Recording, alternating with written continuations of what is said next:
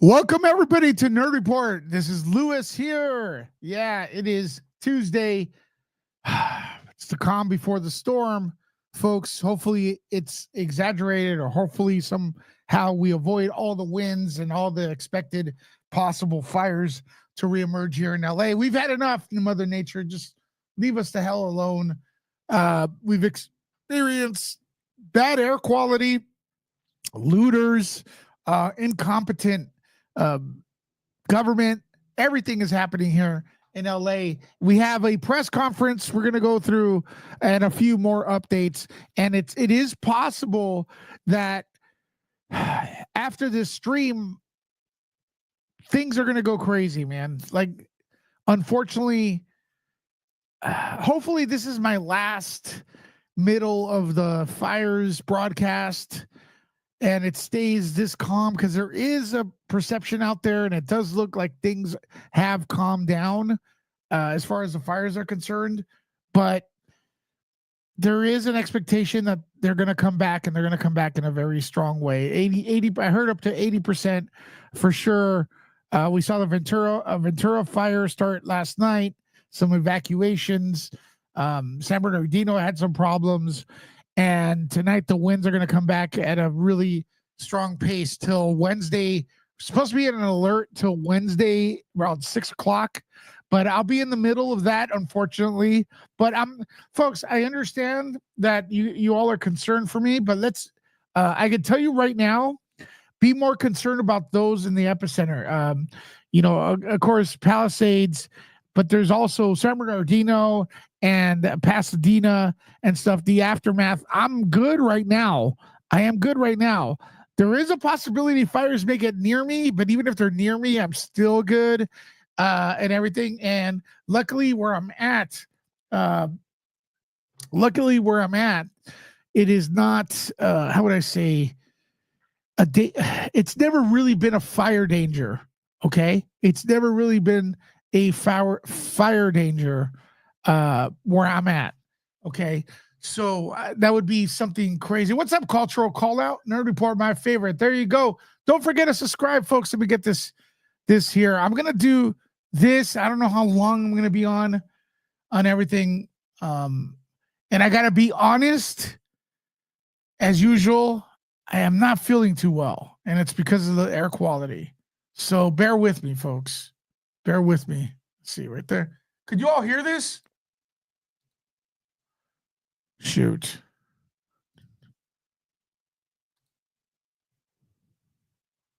County and City One Voice press You briefing guys here hear at the this? Kenny Hahn Hall of Administration. My name is Anthony Maroney. I'm the fire chief of the County of Los Angeles Fire Department, and I'm here with an Eaton Fire update. The good news is that for the last 2 days, we've had no increase in acreage at the Eaton Fire, and it remains estimated No at increase in Eden fire. 14,117 acres with 35% containment. We know that over 7,000 structures are damaged or destroyed, and we have 3,235 firefighting personnel assigned to the incident. 30% of our damage inspections for the Eaton Fire have been completed. Impacted residents may visit recovery.lacounty.gov to view maps showing damage assessments. Please note that the maps are being updated daily. Severe fire weather conditions will continue through tomorrow.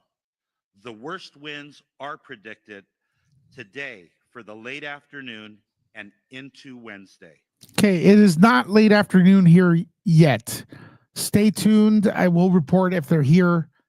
I'm kind of like in the middle of Los Angeles, so if they're here, it's going to be very bad. But I'm expecting these winds to be for the outskirts of LA.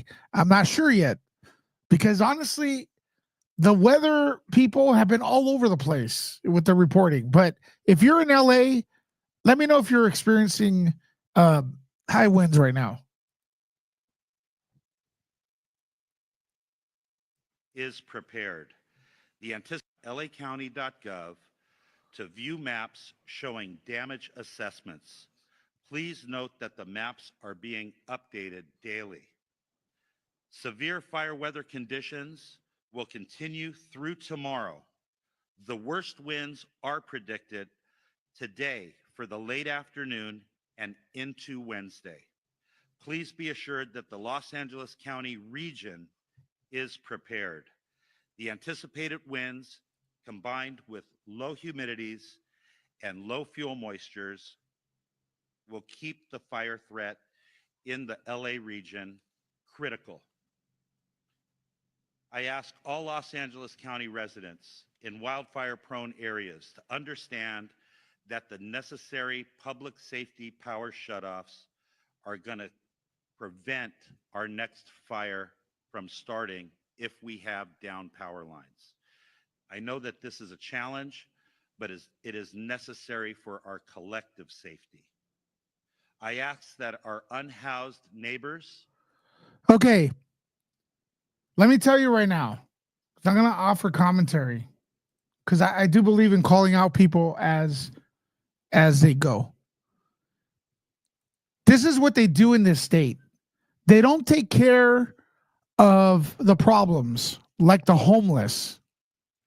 They do little stupid shit like changing the name from homeless to unhoused. Do not let them do that, folks. Do not. They all got together and changed the name from homeless to unhoused, like if that's going to fix the issue.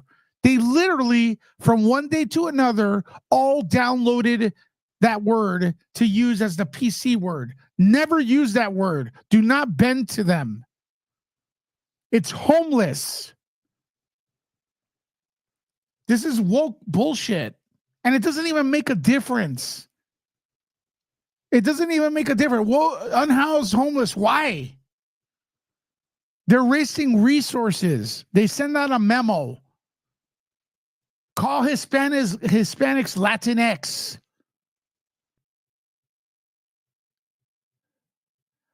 They use the word unhoused. Why did they change it? But we still have homeless everywhere, bro. Imagine if you use that effort to feed the homeless or to give homes to the homeless or to get them off the street. No, you use the word unhoused. That's priorities in this state are so stupid.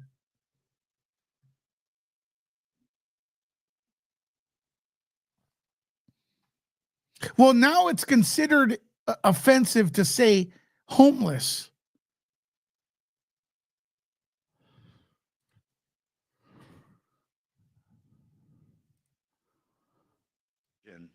Is prepared. The anticipated winds, combined with low humidities and low fuel moistures, will keep the fire threat in the LA region critical. I ask all Los Angeles County residents in wildfire-prone areas to understand that the necessary public safety power shutoffs are going to prevent our next fire from starting if we have down power lines. I know that this is a challenge, but it is necessary for our collective safety. I ask that our unhoused neighbors not have warming fires. Anybody who's a person experiencing homelessness should be seeking shelter. He can't even, it's not even grammatically correct, man. Deep power shutoffs are going to prevent our next fire from starting if we have down power lines. I know that this is a challenge, but it is necessary for our collective safety. I ask that our unhoused neighbors not have warming fires. Anybody who's a person experiencing homelessness should be seeking shelter through the County of Los Angeles or the City of Los Angeles. Additionally, we have checked the water system in the Eaton Fire area, and it is operational, meaning that we have water and we have pressure. Okay, they have water and pressure. Will not occur until all areas are safe, period. Resources are available for residents impacted by wildfire at lacounty.gov/emergency. Mayor Bass is going And to I'm speak happy too. to report that the LA County CL415 Super Scooper that was damaged by the drone will be available for response starting at 11 a.m. today. Lastly, I ask all residents, Someone told me LA that County Super Scoopers from CL415 Canada. Super Is that true? Scooper that was damaged by the drone will be available for response starting at 11 a.m. today. Lastly, I ask all residents in the fire danger areas to develop your own wildfire preparedness plan. Go to fire.lacounty.gov/RSG for Ready, Set, Go and get set to leave early if you receive an evacuation warning or order. And please double check to make sure that your cellular device does not have your emergency alerts silenced. Okay, the Super Scooper was damaged. That was damaged. It was Canadian. And apparently they're the ones that have those. So thank you, Canada, friends in Canada, for doing that. And a drone hit it, so it got downed. Again, we're getting part of the news here, and I wish they need to give other people credit because it's sounding like that's actually something Newsom invested in. It sounds like Newsom invested in Super Scoopers and he didn't. These are not even ours. And folks, if you think this only affects California, you're all paying for it because now they need federal assistance after blowing it. That's your money. That's your tax money. Check it out. Newsom did not invest in Super Scoopers. These are Canadian.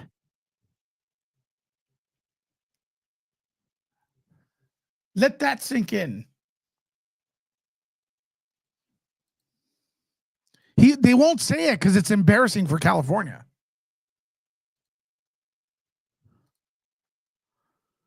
To leave early if you receive an evacuation warning or order. And please double check to make sure that your cellular device does not have your emergency alerts silenced.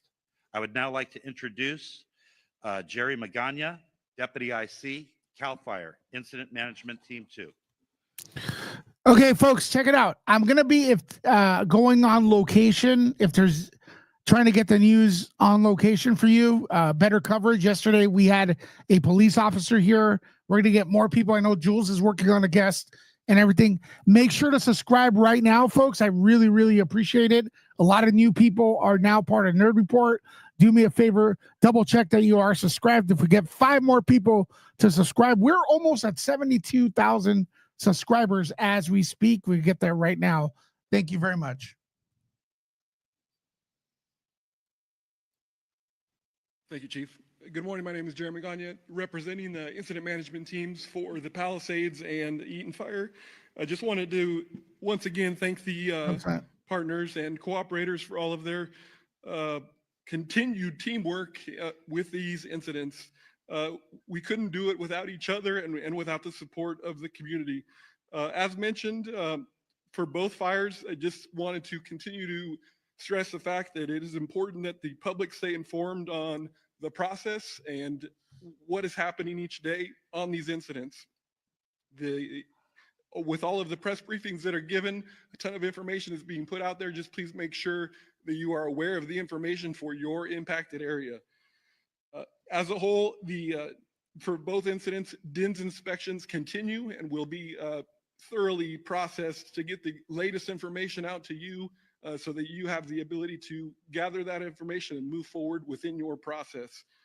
USAR operations continue for both incidents, and we will continue to update our cooperators and partners with the latest and greatest information. And today you'll also be hearing about the disaster recovery centers that are being opened, more detail to follow, but we just wanted to make sure that you as the public are getting all the information that you need to move forward in the process and that all of us up here on this stage are working together for you to get you the information that you need. Please stay patient with our process. We will get you in as soon as we can. Thank you. People are asking about the wind. Right now, just like Latino Slant said, and we don't. I don't think we live even near each other, but the wind is nothing right now where I'm at. But the forecast is everything. If they forecasted, I'm not gonna second guess them. Last time it was the same deal. Last time they said the winds were coming at X time, and there was no wind outside, and the winds came in out of nowhere just as strong as they said. And it's another thing that pisses me off, because they knew this weather condition was coming several days before, and Mayor Ass went to what is it, Ghana? She knew the winds were coming.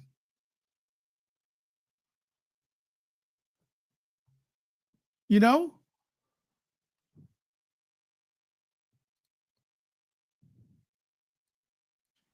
Chief Crowley. Chief Crowley.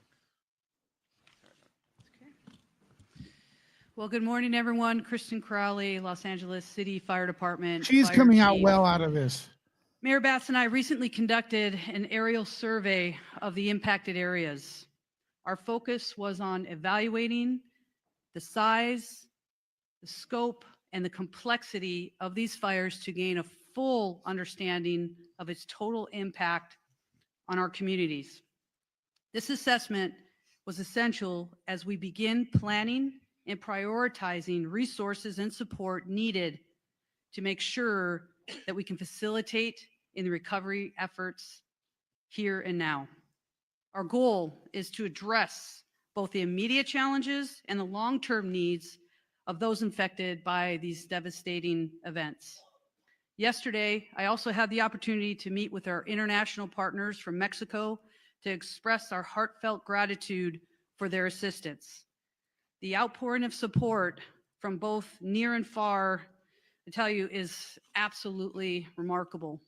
I also had the opportunity just to take a moment to talk with people, and I cannot tell you how many times everybody has been asking about our firefighters and our first responders, and they're asking, how are they holding up? I visited our field resources, the Emergency Operations Center, our Department Operations Center, and I tell you, our firefighters and first responders are standing strong. They hold their heads up high, and they will continue to work hard for you. Thank you for your care and concern. And I tell you, our thoughts and prayers holistically are with everybody that has been impacted by these fires. I will now provide just a brief update on the Palisades fire. This fire is now at 23,713 acres with 17% containment, with 5,200 personnel that are assigned to the incident.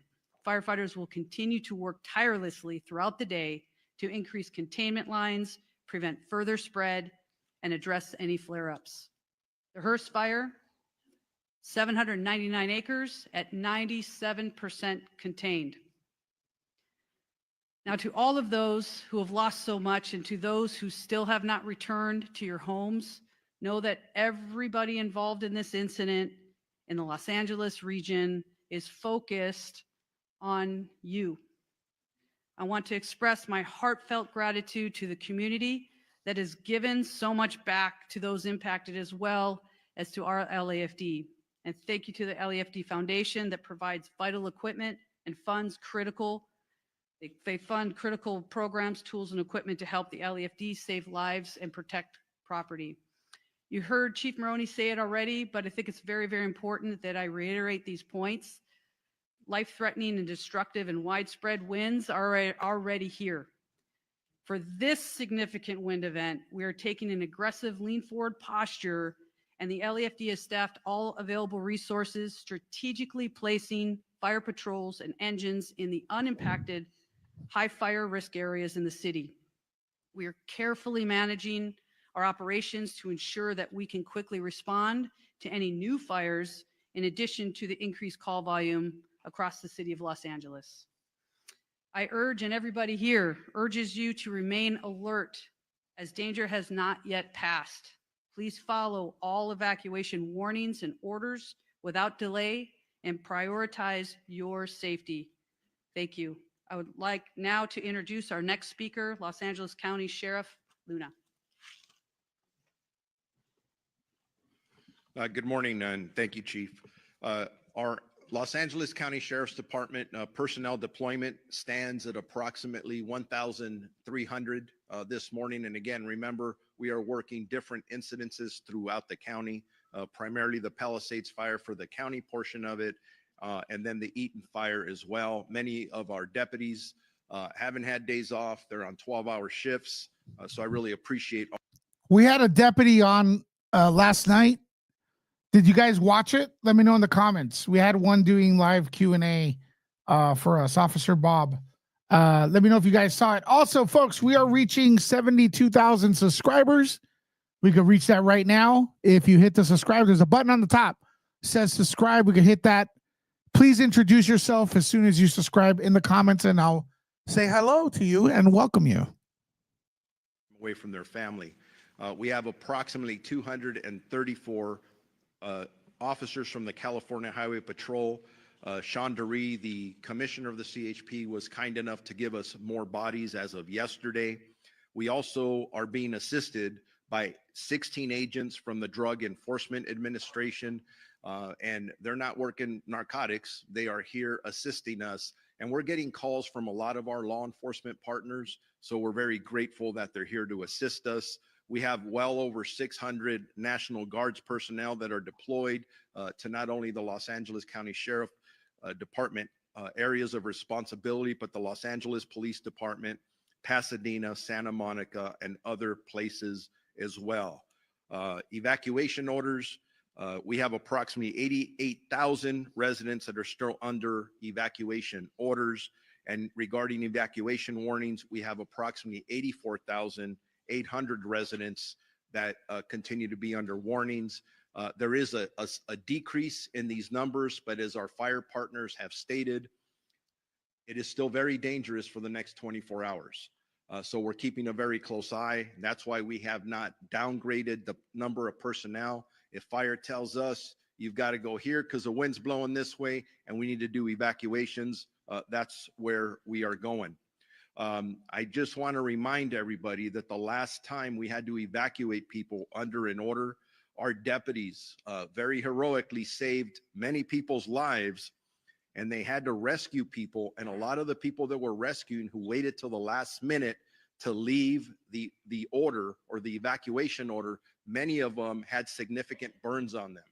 I just want to reiterate that when we're giving you warnings, that's the time you should probably think about going. Actually, we recommend you go. Don't wait till the order's given. We don't want you to impact your own life or the life of your loved ones. Repopulation conversations are absolutely active and ongoing. I don't want to get too much into that. I don't want people to start thinking everything's okay now. Everything's not okay yet. We'll get there. We'll get there together. But again, the wind's blowing and it's going to continue to blow. Curfew is still in effect. It was in effect last night. It's going to be in effect tonight again, starting at 6 p.m. all the way to 6 a.m. This is for the impacted evacuation order areas. If you do not live there, have any business there, say this every day, don't go. Why am I repeating it? Because we continue to make arrests for this violation. Once again, looting is happening everywhere, folks. Please be careful. We actually have pictures of looters. Over 500 people watching. Do me a solid and make sure you are subscribed to Nerd Report.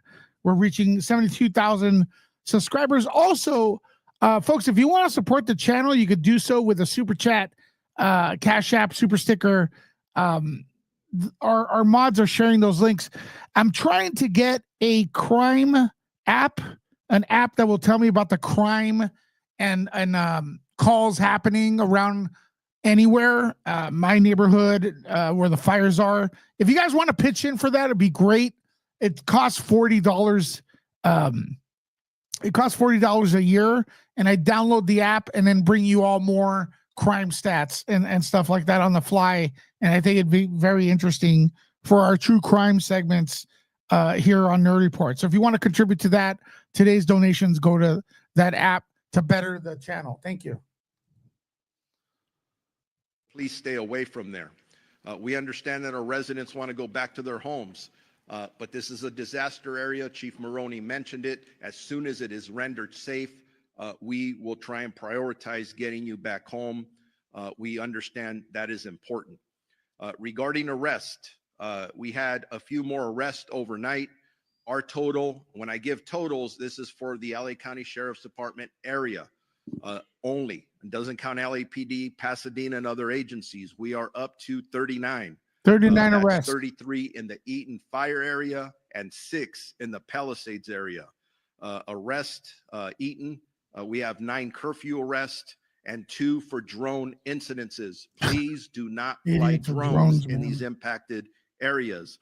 And 11 were for burglary in that Eaton area. For Palisades, we have 6 arrests, 3 for curfew, and 3 for burglary.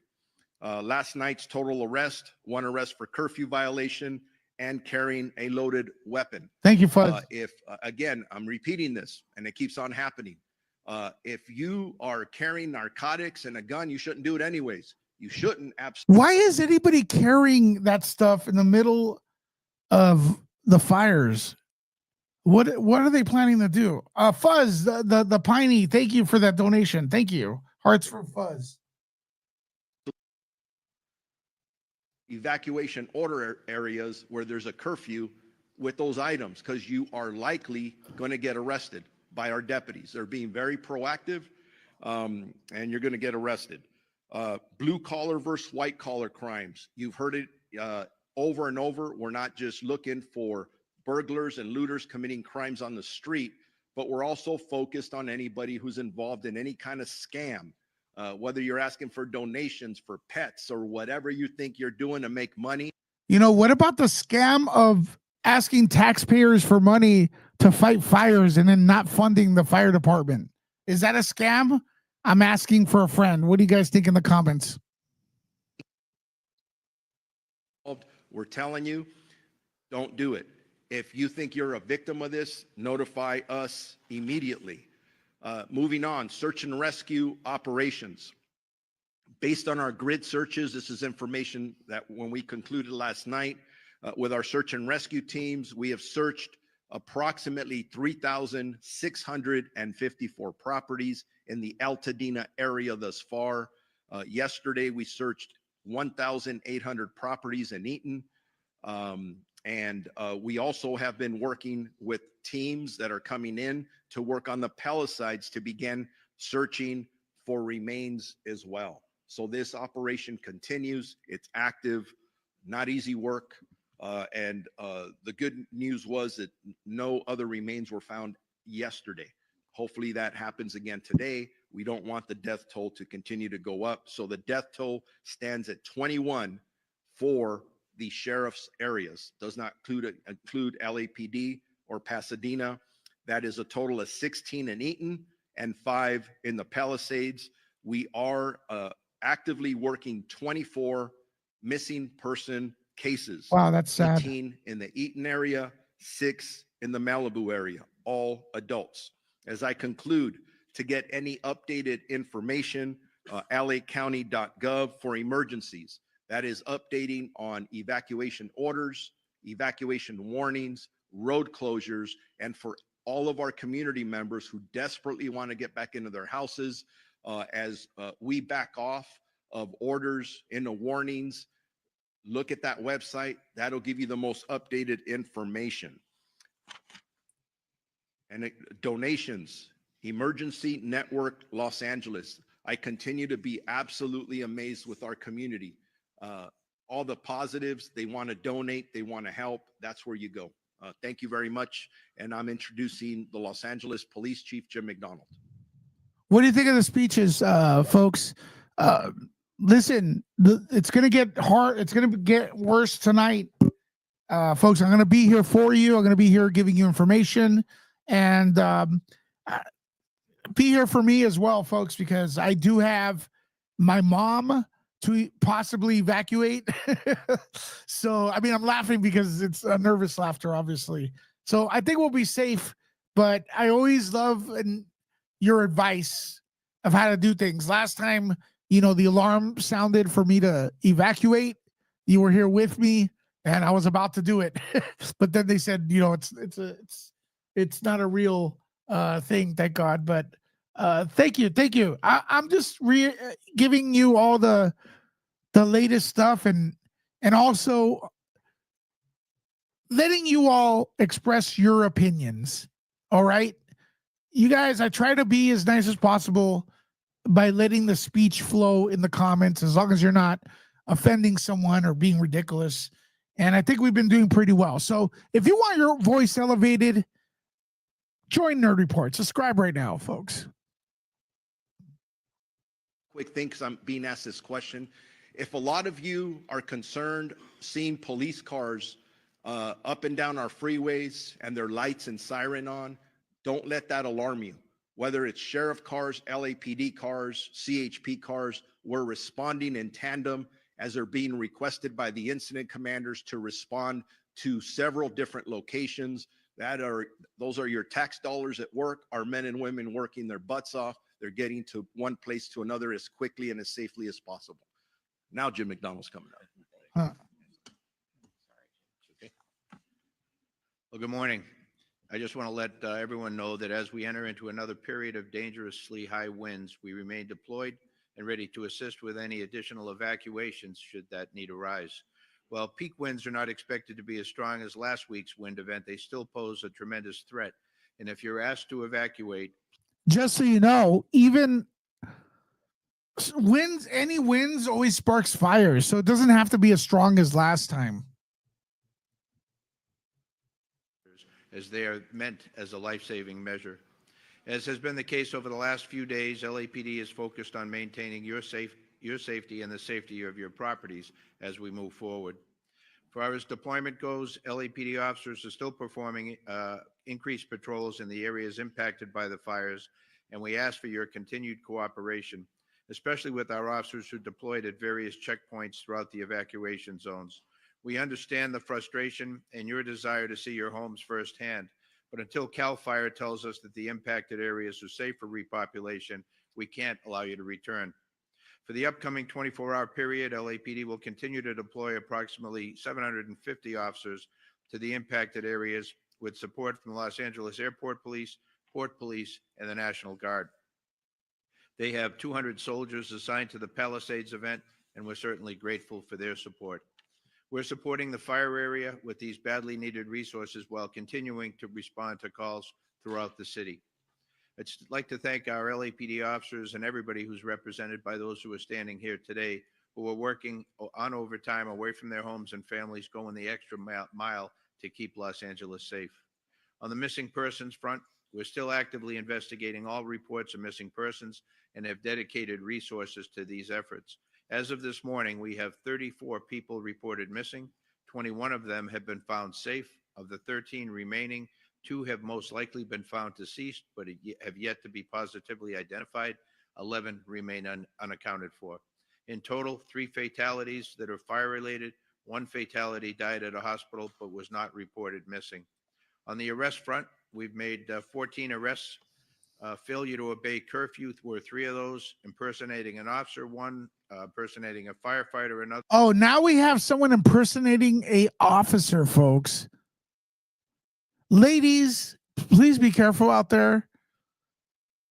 Please be careful. Make sure you can protect yourself at the extent of the law. This city doesn't care about you, ladies. I don't know why you keep voting for these people.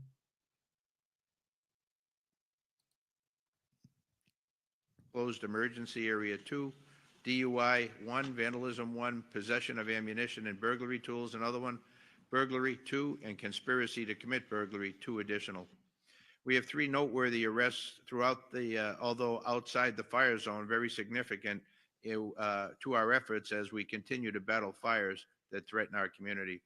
On Sunday night, our North Hollywood officers responded to a call of a possible arson suspect who was using a barbecue lighter to light fires. Officers arrived on the scene and the suspect was arrested for an outstanding felony warrant for arson. These are repeat offenders. He had a warrant. These are all repeat offenders. Who's letting them out? Who's letting them out? Trump? Who do you, let me know in the comments who's letting them, if you think Trump's letting these people out. And then they don't want you to judge them. This is a time for unity. Repeat offenders, man. Subscribe if you're fed up with repeat offenders. On Monday, 2 additional vandalism, 1 possession of ammunition and burglary tools, another 1 burglary, 2, and conspiracy to commit burglary, 2 additional. We have 3 noteworthy arrests throughout the, although outside the fire zone, very significant to our efforts as we continue to battle fires that threaten our community. On Sunday night, our North Hollywood officers responded to a call of a possible arson suspect who was using a barbecue lighter to light fires. Officers arrived on the scene and the suspect was arrested for an outstanding felony warrant for arson and So he wasn't, he had a warrant for arson and he was doing it again.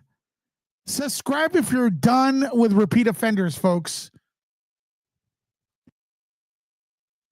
On Monday, 2 additional arrests related to the fires. The first took place at 5700 Van Nuys Boulevard at approximately 16:30 hours. Our West Valley officers. Okay. Nina, where the hell is Trump? You're asking. Trump's not the president. Trump's not the president. You might as well be asking, where is Zelensky? I mean, you should ask where Zelensky is. You're paying him more than you pay Trump.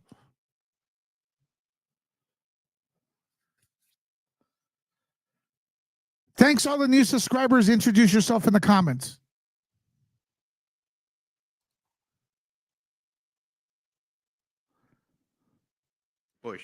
Brush. Upon again to our efforts as we continue to battle fires that threaten our community. On Sunday night, our North Hollywood officers responded to a call of a possible arson suspect who was using a barbecue lighter to light fires. Officers arrived on the scene and the suspect was arrested for an outstanding felony warrant for arson and booked into Van Nuys Jail. On Monday, 2 additional arrests related to the fires. The first took place at 5700 Van Nuys Boulevard at approximately 16:30 hours. Our West Valley officers responded to a radio call for an arson suspect who had ignited a nearby brush. Upon arrival, LAFD was at scene, extinguishing the fire and directed the officers to the possible suspect who was taken into custody there. The suspect was booked for arson, again at Van Nuys Jail. Our second arrest took place at 11820 San Vicente Boulevard in West LA area.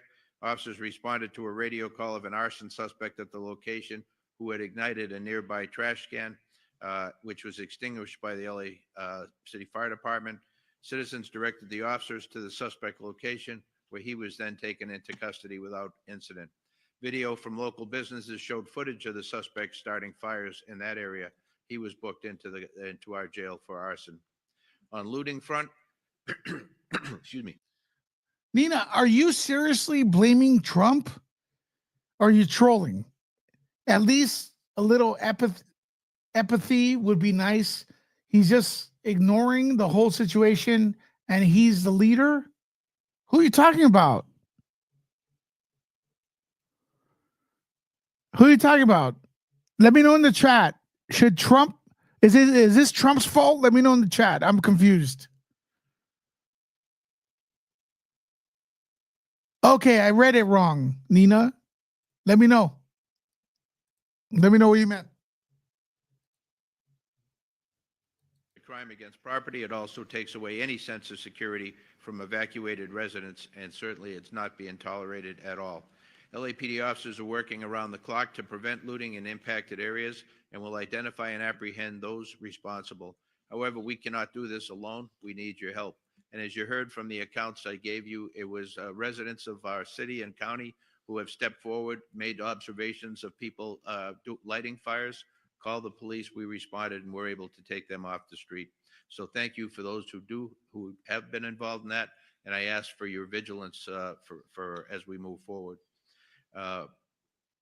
We're asking all members of our community to join us in this effort by reviewing your personal security footage, whether from Ring cameras, home security systems, or any other recording devices.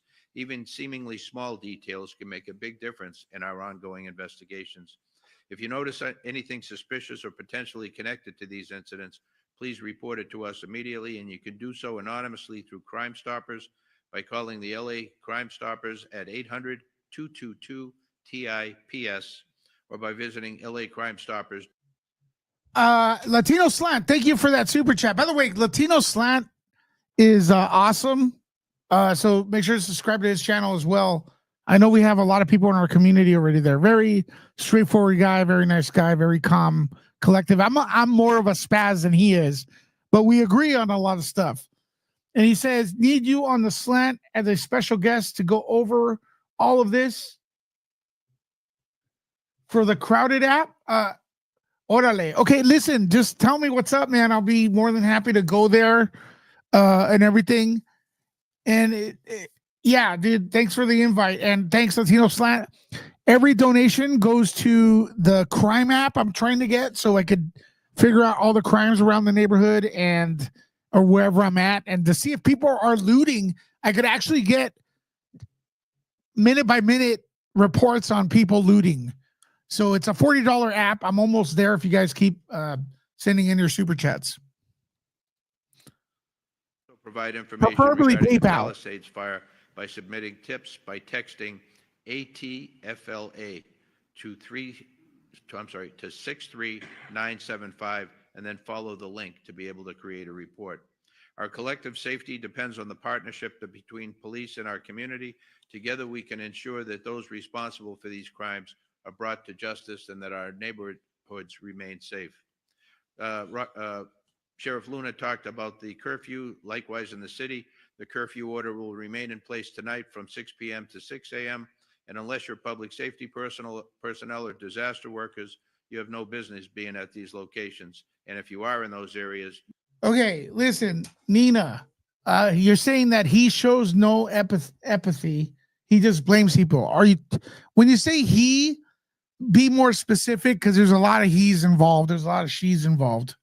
There's a lot of they, thems involved. If you're talking about Trump, he is showing empathy. What 4 years ago, he showed up and warned the governor about this that this was going to happen. And it was a very cordial meeting. They were both nice to each other. It's on video.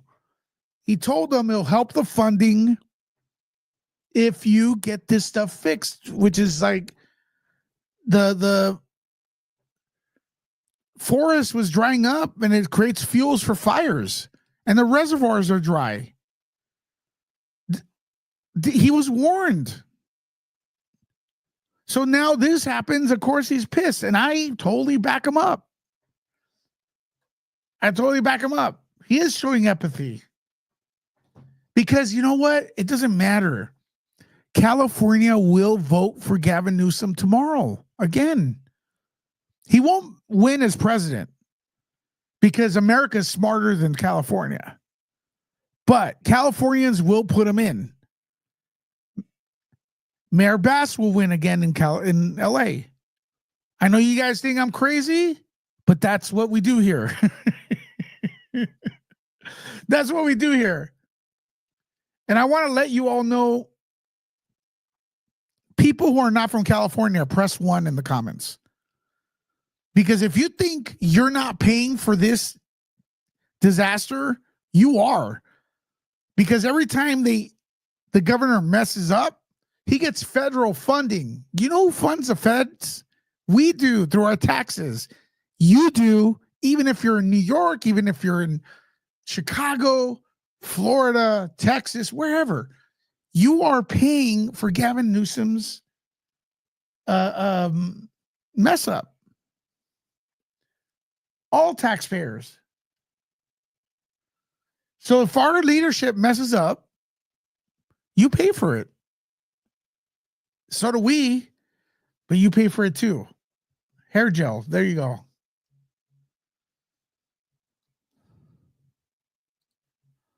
You're not off the hook. As I mentioned, we've already made a number of arrests for individuals who are not listening to these orders, and we want to be very clear about that we will find you if you're out there and you will be arrested. Please allow our teams to focus on the recovery efforts. Enforcing a curfew helps us identify individuals who have no businesses in these areas and also protects public safety personnel who are operating in darkness and often very, very difficult conditions. In closing, I want to reiterate that our department is committed to the recovery efforts, and for however long that will take, we will continue to work alongside our other partners to make sure that our community has the resources that you need to recover and ultimately rebuild. Thank you for your patience and cooperation during this difficult time. Now, cultural call out. Thanks for the super chat. Cultural call out, who has some really good videos up on his channel, by the way. Do you think Cali will flip in the next election? You mean flip from blue to red? No, 100% no. Do you all think it will? Now, don't confuse me saying no with me hoping. I hope it does, but it won't. It will not. Like I've said here, all they do is run Gavin Newsom. He calls the other guy racist. He called Larry Elder racist. Larry Elder, or his campaign implied that he was. And Larry Elder's black from I think he's from South Central. And everybody bought it. All you have to do is say the other guy's racist and rich, and that's it. Do you all think it'll flip to red? Let me know in the comments. I don't think it'll flip. We had the last Republican governor we had is Schwarzenegger, and Schwarzenegger is not a Republican, man. He's a rhino. Public Health Chief Deputy Director, Dr. Anish Mahajan. Doctor. Good morning, Anish Mahajan, LA County Department of Public Health.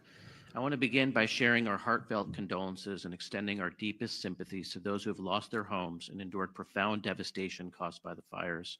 Please remember that you are not alone, and we stand with you during this incredibly challenging time. To our first responders, we are deeply thankful for your remarkable courage and relentless efforts in the face of such overwhelming adversity. I would also like to take a moment to acknowledge each of our county supervisors, as well as the mayor, for their steadfast commitment and compassionate guidance, as well as the county and city fire departments, along with the many partners whose exceptional teamwork has been invaluable during these difficult times. Now, the impact of the wildfires has been far-reaching, leaving individuals and families not only grappling with the losses of their homes and cherished belongings, but also facing urgent health and medical challenges. Many have been displaced, separated from their usual healthcare providers, and are in need of essential medications. In response, Public Health will be establishing a Medication Access Assistance Service Center at each of the disaster recovery centers starting today. There will be 4 to 5 nurses and 1 physician from each site from Public Health, along with a paramedic team from EMS. Nurses. By the way, thank you, Bernadette Lotefire, for the 5 gifted memberships. If you have become a member, thanks to Bernadette right now, let's see those emojis. Show off your emojis. New members. Thank you, Bernadette. Hearts for Bernadette. And also welcome all the new subscribers. I gotta keep talking about the subscribers because I've seen like 10 more. Introduce yourself, subscribers, in the comments. It's free to subscribe. Education, referrals for clinical health concerns, including getting access to medications for those who lost their medications in the fire by helping them connect with their pharmacy or their usual provider. If refills are unavailable or if they face challenges in connecting, the nurses at each site will connect with the physicians and pharmacists that we have at the Department of Public Health telehealth service to provide new prescriptions to bridge families until they can connect with their usual source of care. For patients needing assistance with treatment for opioid addiction, the Medical Assist Therapy, the MAT consult line at 213-288 213-288-9090, that's 213-288-9090, is able to offer these prescriptions and operates 7 days a week from 8 a.m. to midnight. I'd also like to say a couple of words about the high winds that we're expecting in air quality. The South Coast Air Quality Management District has issued a wind-blown dust advisory due to the strong winds that we're going to see starting this afternoon. High winds may disperse the ashes from the Palisades, Eaton, and other fire burn scars. Wind-blown ash from burned structures may contain higher air toxic levels. If you see the ash, take precautions to reduce your exposure. If you're in the area that's impacted by the ash, you should wear Bingo, proper Private. respiratory Bingo. masks, such as an N95 or a P100 mask to help protect you. These masks are specifically designed to reduce the exposure to harmful fine particles found in the ash and smoke, which can penetrate. And then on top of that, they ask people to stop using their leaf blowers. And my neighbors, some of them still use it, man. Their gardeners still using it. And what am I gonna do? Go outside and tell the guy to stop doing it? Seriously, man. Just blowing the shit back up in the air when there's all this ash on the floor. Serious health problems. And remember, ash is not just dirt, it's hazardous fine dust that can irritate or harm your respiratory system and other parts of your body where it lands. Also note that cloth masks, medical masks like the regular blue ones, bandanas, they do not provide adequate protection against ash and fine particles. They're not designed to filter out these hazardous materials. You really need to wear an N95 or a P100 if you're seeing the ash in your area to protect yourself. In closing, I want to once again express our deepest gratitude to the first responders who've shown incredible bravery and dedication during this crisis. Their tireless efforts are nothing short of heroic, and we're deeply thankful for their service. At Public Health, we remain committed to providing support to all those who are affected by this tragedy, whether through guidance, resources, or community collaboration. We're with you during these challenging times. Thank you. Next, I'd like to introduce LA County Board of Supervisors Chair Catherine Barger. It has been 7 days since my constituents' lives were devastated by the Eaton fire. 7 days. At the most recent in-person community meeting we held for Eaton fire survivors, we had hundreds of people attend. Now, look, I don't know this lady's politics, all right? But she's very open-minded to having Trump visit LA. She's been very cordial, and she's been very positive about the incoming administration. And she claims that they've been talking to her and they've been good to her. So we'll see what happens. People joined on live stream. This speaks to the scale and impact of this devastation. All eyes are on FEMA at this moment. We know, value, and appreciate FEMA's partnership. They are the agency who is there for people in their time of darkest need. It is of the utmost importance that we be very clear about what support and help FEMA can realistically provide. For wildfire survivors, they need nothing less than clear and transparent answers about how they will be supported through the recovery process. I want to thank Bob Fenton, FEMA Administrator for Region 9, for being here today. I thank you for speaking to my constituents so they can plan the way forward. I also want to make sure survivors know disaster resource centers open today. Disaster resource centers are staffed by local, state, and federal officials who are there to help those impacted by these fires. The East Side location is Pasadena City College Community Education Center, located at 3035 East Foothill Boulevard in Pasadena. The West Side location is UCLA Research Park West, 10850 West Pico Boulevard in Los Angeles. Both locations will be open from 1 p.m. to 8 p.m. today, and then starting tomorrow morning and moving forward, they will open from 9 a.m. to 8 p.m. Details can be found at recovery.lacounty.gov. With that, I'd like to turn it over to LA City Mayor Karen Bass. Okay, Karen Bass is about to speak. What would you ask Karen Bass at this point, folks? Let me know in the comments. By the way, we've been accused by YouTube, or they're investigating about fake views.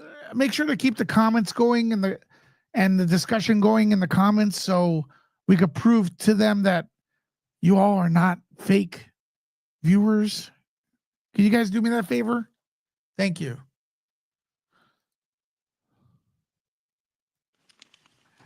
Thank you very much, Supervisor Barker. You're welcome. Let me just say that yesterday, as the chief mentioned, we did an aerial tour, and I was able to see, it's one thing to see it on television. It's another thing to see it from air. The massive, massive destruction is unimaginable until you actually see it. So I think of the families, I think of the community members that have experienced that. And I just have to say that we are going to continue to stand with you. But while we're preparing for the next couple of days, we also want to move into the time when we prepare for moving forward and rebuilding, but making sure that we can get people's lives back in whole. I have to say that when the aerial tour was finished, and I had an opportunity to speak to the firefighters, including our chief, firefighters who've been on the job for 25, 30 years, to say to me that in their entire careers, they have never seen destruction like this. They have never seen wind so fierce. In Los Angeles, in California, we don't know hurricanes, but imagining a dry hurricane and thinking about what they went through and their lives on the line. From the air, we could see people on the ground clearing brush and doing everything that they needed to prevent the next tragedy. So everybody wants to know how to help first responders. Well, the way you can help first responders, and you've heard this from other speakers, is to be prepared. So if you hear that your area is under a warning, then get packed right away. If the order is to evacuate, then evacuate immediately. But as was recommended earlier, evacuate if you have the warning, because if you remember a few days ago when the fires were at its worst, people had difficulty getting through traffic. So thinking of moving forward, yesterday I signed an executive directive to begin to lay the foundation policy-wise for the rebuilding effort. We're going to make it through these next few days, but we want to begin to think about how we rebuild the massive destruction that I saw from the air. We don't want people burdened by red tape and bureaucracy. So my executive directive addresses that. It addresses streamlining the debris removal. It talks about actually immediate action that we can take to make 1,400 units of housing available immediately. Again, that was stuck in the process, but given what we're dealing with now, that process has to go. And then establishing a framework to secure additional regulatory relief and resources. As was mentioned, the assistance centers will start today. The first ever disaster recovery center for victims of the Palisades and Hertz fires will open, which will help people who have lost vital records, birth certificates, driver's license, Social Security, et cetera. Help those who have experienced loss or damage to their homes apply for disaster relief loans, and provide referrals. We heard the public health officer say that nurses will be available at the disaster recovery centers, but also mental health counselors will be as well. So for more information, you can go to lacity.gov. So the center opens at 1 p.m. this afternoon at the UCLA Research Park, and starting tomorrow will be open from 9 a.m. until 8 p.m., 7 days a week. And that's a commitment that every single day we will be addressing people putting their lives back together. So I want to thank UCLA Chancellor Julio Frank. I want to thank Gary Michelson, The South Coast Air Quality Management District is recommending that Angelenos wear the well-fitting medical grade mask while outside. The city of Los Angeles has distributed hundreds of N95 masks throughout Los Angeles in public libraries, recreation centers, and senior centers, and local nonprofits, and we encourage families to pick up their masks today. And finally, I want to acknowledge the thousands of Angelenos who have come together all across the city to help. I'm sure you've seen on the nightly news, hundreds, thousands of people just showing up with providing resources and supplies for victims. But I also want to thank Disney, Netflix, the Wasserman Foundation, Hilton Foundation, Annenberg, SNAP, and so many others for donating millions of dollars to relief efforts. The California Community Foundation's effort has resulted in $14 million and over 20,000 donors. LA, we stand together. We will do what we need to do to be safe over the next couple of days, and then we rebuild. We will rebuild Los Angeles and make Los Angeles the world-class city that we are. And with that, let me introduce Supervisor Lindsay Horvath. Folks, what did you think of her speech right there? There's way more to go. What did you think of her speech? Also, I see a lot of lurkers, people watching that are not commenting. Do me a favor. Try to comment, introduce yourself into the chat, get into this conversation for a bit. We want to see all the new people coming in. We're really excited to welcome you here on Nerd Report. Thank you very much. As you heard, the Palisades fire updates include 5,100 personnel in the Palisades Double tap alone. the screen. There you We go. are giving this fire everything we've got. This is a particularly dangerous situation from now through tomorrow. The strongest winds will be this evening, and we ask everyone to get prepared now to evacuate. The libraries in Los Angeles County have FEMA staff available until 5 p.m. to provide assistance. If you have received a denial on the FEMA website, do not get discouraged. Come to one of these locations in person to get help. Our disaster recovery centers, as you have heard, are open from 1 to 8 p.m. today at UCLA Research Park West and Pasadena City College as well. LA Department of Public Health is providing medication access assistance at the disaster recovery centers starting today for those who lost medication in the fires. All Santa Monica, Malibu Unified School District schools, Malibu schools will remain closed. All Santa Monica campuses will be open today. I've been in touch with Santa Monica Mayor Lana Negretti this morning, and she is closely monitoring the situation. Topanga Post Office has been relocated to Santa Monica Post Office. Residents can pick up their mail at 1653 7th Street. For more recovery information, go to recovery.lacounty.gov, which is launched and making improvements, adding resources each and every day to provide the assistance you need and deserve. With regard to power and public health updates, over 20,000 households are facing power outages due to public safety power shutoffs. Please take this moment now to charge your phones, your batteries and devices to make sure you have backup. We'll work to restore cellular access, but know you may be without power.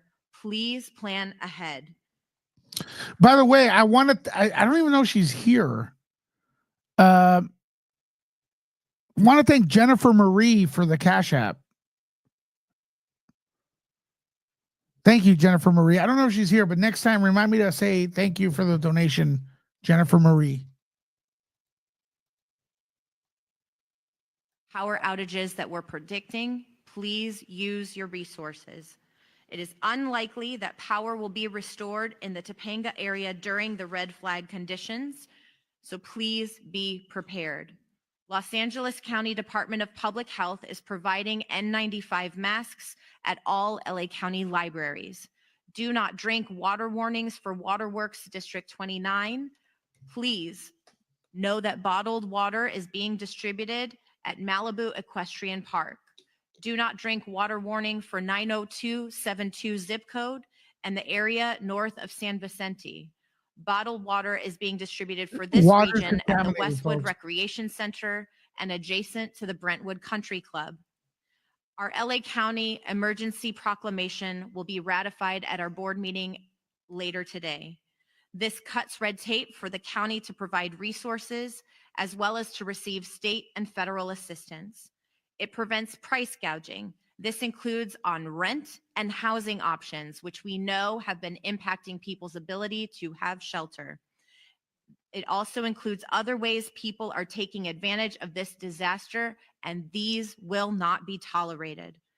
This proclamation also declares a local health emergency to ensure continuity of critical health services and ensures continuity of education for our displaced students. It also creates opportunities to secure financial support and resources for those impacted. To stay informed about the emergency, you can go to emergency.lacounty.gov for the latest updates. And I want to echo the gratitude for all those who are on the front lines, as well as their families who are supporting them, waiting for that call. We are giving them all of the support that we have to ensure they come home safely. We are grateful to the volunteers who are showing up, as well as for the additional proclamation by our governor, Gavin Newsom, expanding a special session to provide $1 billion to augment the FEMA response, as well as $1.5 billion to bolster state preparedness efforts. We are in constant communication with the White House, Congress, and our state legislature. All levels of government are aligned to support our community members. We especially appreciate FEMA being on the ground to provide assistance, and together we will rebuild. Next up, FEMA Administrator Region 9, Robert Fenton Jr. Okay, I'm not trying to make fun of this guy, but I'm worried about him, man. I'm worried about him. He's just too big. I'm really fucking worried about him, and his breathing's intense, and he leans against the podium.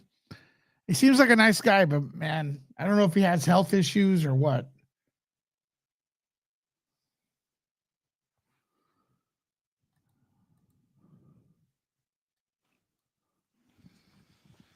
Well, thank you. Just first like to talk about some of the actions that we're doing to support LA County, LA City, and all the communities impacted.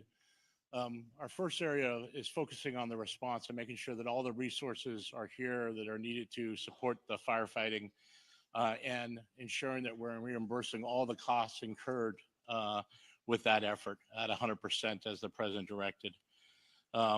The second area we're focused on is really helping those individuals that have been impacted by this fire, and that's really where I want to focus my comments in the discussion today. FEMA's assistance is now available for individuals and households impacted by the fires within the LA County area. FEMA has expedited delivery of serious needs assistance. We've already had over 40,000 applications and provided over $8 million. The serious needs assistance is a one-time payment program to help survivors cover costs such as water, food, infant formula, gas, etc., that you may have had since having to be evacuated for the fire. Other forms of FEMA assistance include help with transportation costs, medical bills, personal property, and even, unfortunately for some, funeral costs. FEMA will also help with temporary housing, which includes rental assistance, hotel rooms, and other resources, home repairs, and displacement assistance. I encourage every head of household to apply to FEMA assistance. Not every member of the family has to apply, just the head of the household. And if you're renters where there's You all multiple are, renters for a property, you guys are as mean long as you're sometimes, each man. on our renters, you could each apply individually. If you have been evacuated and received damages from this fire, go ahead and register at the disasterassistance.gov website. You could call us at 1-800-621-3362, or you can use the FEMA app to register. If you're affected by the fires and have insurance, you should contact your insurance company and file a claim first before coming to FEMA. After you receive your settlement, contact FEMA if you have unmet needs. You need to submit your insurance documentation to receive any FEMA assistance beyond the serious needs assistance if you were insured. FEMA assistance is not a substitute for insurance and cannot cover all the losses caused by disaster. FEMA assistance is intended to really cover your basic needs and help jumpstart the recovery process. Thankfully, to recent legislation, now changes have occurred that allow FEMA to assist those that are underinsured. However, our maximum grants are $43,600, and there's two different categories for those.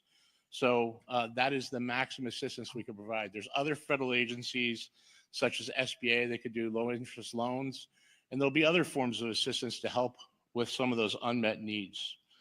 We have FEMA staff at various sites across the community to help you apply for FEMA assistance, and are embedded in the first two local disaster recovery centers opening today at 1 p.m. Again, if you're going to go to the recovery center and seek assistance from FEMA with your application, I'd ask that you start the process and register online so our individuals can help you with your application and bring your registration number and any identification you have. I'm working closely with the state of California and local partners to assess the ongoing situation and determine what other FEMA support may be most effective to the communities that have been impacted by this fire. One of the things I wanted to address, and the sheriff talked a little bit about it earlier, is fraud. And unfortunately, we see it common after disasters. Why we hope the best from people. Unfortunately, there's some out there that have other objectives in mind. And so please go ahead, and if you hear of fraud, communicate it. Anyone representing FEMA will give you identification if they are talking to you about your application. And we recently launched a rumor webpage on our disasterassistance.gov webpage. And you could go into it and just search common rumors. And there's a list of rumors that are out there right now. I just want to address a couple of those. One of them is that we will provide vouchers to help you with housing. All the assistance we provide is financial assistance, and it'll be directly deposited into your account. So we don't provide vouchers. There may be other organizations, nonprofits, that may provide some type of voucher, but we don't at FEMA. Another rumor was that we will cover 100% of the uninsured costs. Again, we provide up to 2 grants at $43,600 is the maximum assistance we can provide. The state, if you receive a max grant, adds $10,000 to that.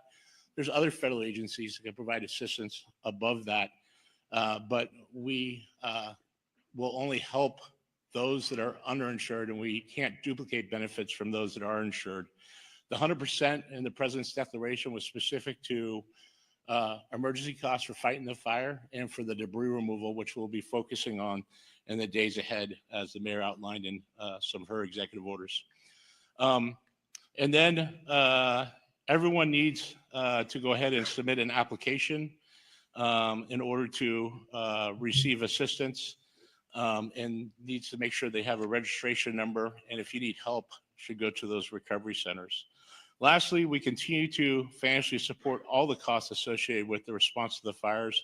And we have every federal agency here with us available to support any needs that the state, the county, or the local communities affected in the city have. With that, that concludes my comments. Thank you.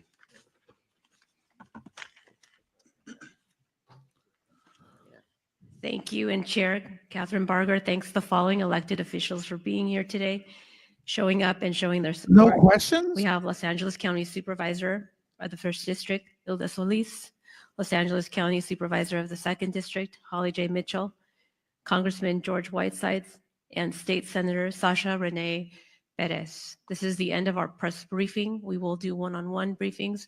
There will be a press gaggle for City Mayor over here on my left.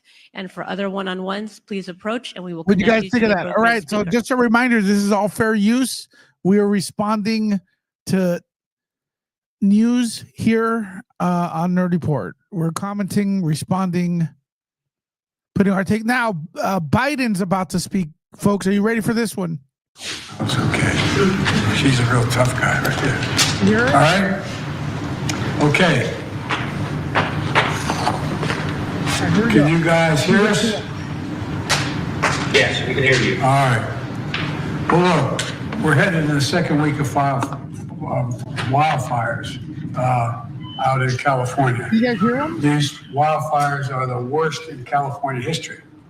And Vice President Harris and I are about to meet with Secretary Mayorkas, who is here, FEMA Administrator, FEMA Regional Administrator, and the Chief of the U.S. Forest Service. And first, I want to share an update on where things stand now, as we know. One. Man, the faces Kamala Harris makes, man. Like, I'm stuck on her. Like, look at the faces she makes as the president speaks. It's kind of disrespectful. And first, I want to share an update on where things stand now, as we know. One, over the past few weeks, state and local and federal firefighters are able to prevent the largest fires from moving into new areas. In other words, they're able to contain the fires. 14% containment in the Pacific Palisades that's how much has been contained. 33% in the fire in Pasadena. 95% in Sylmar, and the fire in Ventura has been 100% contained, and that's progress.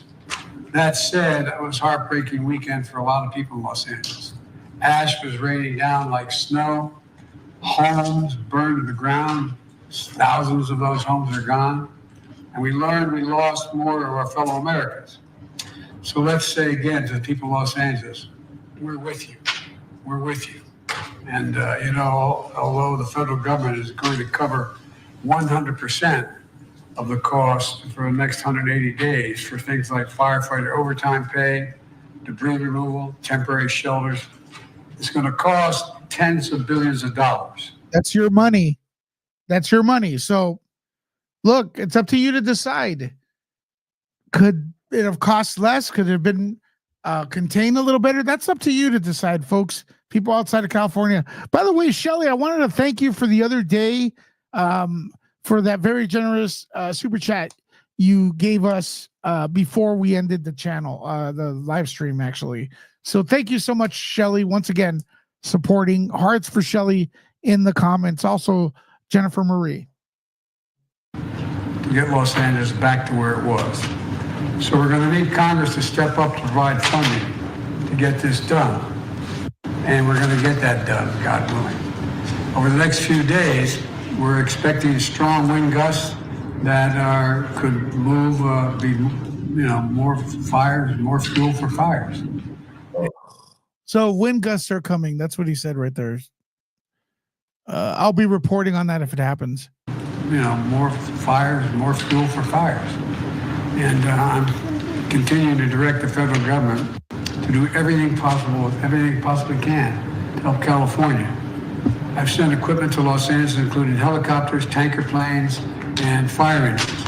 And our allies in Canada and Mexico have sent 130 firefighters and emergency responders. Okay.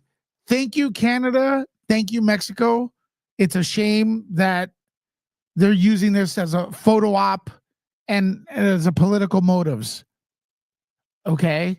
Or else they wouldn't give a crap about you. All right. I'm sorry. I hate to say it that way. You guys, Canadians and Mexicans from Mexico are doing an amazing job. Thank you very, very much. Don't think they're being sincere thanking you, though. Trust me. As the team knows, I've asked Bob Fenton of FEMA to help Hawaii after the Maui fires to take the lead in coordinating the federal support and debris recovery and removal in Los Angeles. And the first step of that is coordinating between FEMA, EPA, and the Army Corps of Engineers to remove the hazardous debris before you can get in and remove it all. And that hazardous debris includes things like propane tanks, electric vehicles, battery walls. Then the monumental task of removing the rest of that debris can begin. It's a monumental task. And I've activated 500 Marines from the base in Pendleton. Folks, right now I'm experiencing some crazy stuff happening to my YouTube channel. So make sure to go to Patreon, folks. Subscribe to the Patreon. Something weird's happening on my channel on the back end. Stand by to help in search and rescue, airlift support, and food and water distribution. And I want to be clear, we're not waiting until those fires are over to start helping the victims. We're getting them help right now, as you all know. People impacted by these fires are going to receive one-time payment of $770, one-time payment, so they can quickly purchase things like water, baby formula, and prescriptions. So far, nearly 6,000 survivors have registered to do just that, and $5.1 million has gone out. And I encourage everyone who has been impacted to get assistance. Go to disasterassistance.gov or call 1-800-621-3362. Let me repeat that number. 1-800-621-3362. Before I turn this over to Vice President Harris, let me say again to all the incredible firefighters and first responders, thank you, thank you, thank you. Los Angeles is a city of angels, and you're now the angels, all of you. You're the angels literally saving people's lives, and we owe you. We owe your families who are also in harm's way, and you're still going out and doing your job. So the people of Los Angeles, thank you for sticking together, for helping one another through an unimaginable loss. And I want you to know, and I mean this, I want you to know we have no higher priority than the safety of you folks in Los Angeles. We're going to keep doing everything possible to help you get through this. And Vice President Harris, I now turn it over to you. Thank you, Mr. President. So what is happening in Los Angeles is truly heartbreaking, and there's an extraordinary amount of trauma that so many people are experiencing through loss of life, loss of their homes, loss of normalcy. And what I would ask is that on this day 7 of the fires, in the midst of the extraordinary exhaustion that everyone is feeling on so many levels, that we stay vigilant. The next 48 hours, as we will hear, are very critical. The winds are going to pick up with wind gusts that may reach as much as 70 miles per hour. And so this is the time that everyone must be vigilant, follow whatever orders you are receiving from your local authorities. If you are in any area where you may be called to evacuate. Does every state get 700 something? What about inflation? Collect your belongings that you would want to take in the tragic event that you have to evacuate, and please be ready and prepared in that event. Lots of people who still have a home, who are under evacuation order. I know you want to get back home, but this is a time to be patient. There is still so much work that firefighters, police officers, FEMA, and others are doing that is about search and rescue. The work that still needs to be done to ensure the safety around utility lines. This work is still very much in progress. And so it's critically important that, to the extent you can find anything that gives you an ability to be patient in this extremely dangerous and unprecedented crisis, that you do. But I'd echo what the president said. We have seen acts of courage, heroism, building of community, people looking out for strangers, and we applaud and are in awe of the generosity of spirit that we are seeing throughout the region. And so let us just always again thank our firefighters, our police officers, our first responders for what they are doing to personally sacrifice so much for the sake of others. Thank you. Thank you, Madam Vice President. We'll now go to the U.S. Forest Service Chief Randy Moore, who's out in Los Angeles. Chief Moore, over to you. Thank you, Mr. President, Madam Vice President. The situation remains very dynamic with immediate threats to life and safety.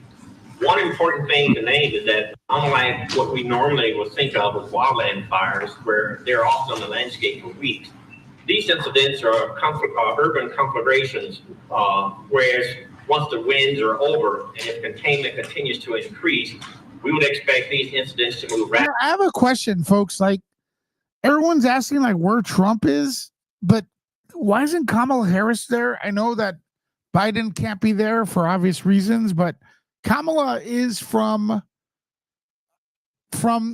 California. Rapidly from fire suppression to recovery.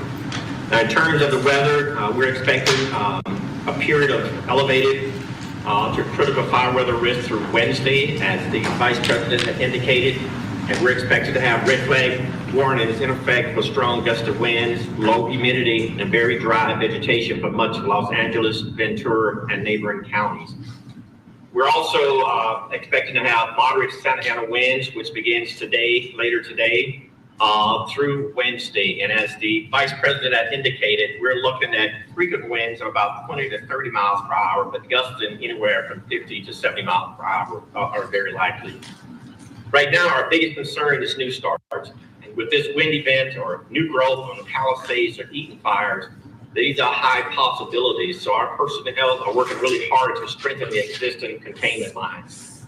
And also you also got to look at the lingo they used. Okay, am I weird, or is wind event sound like a show?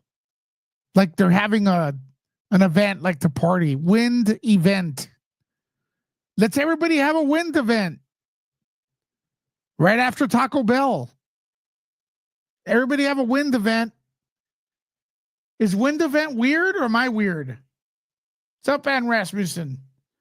And they all get together to fuck with the language, right? I'm weird.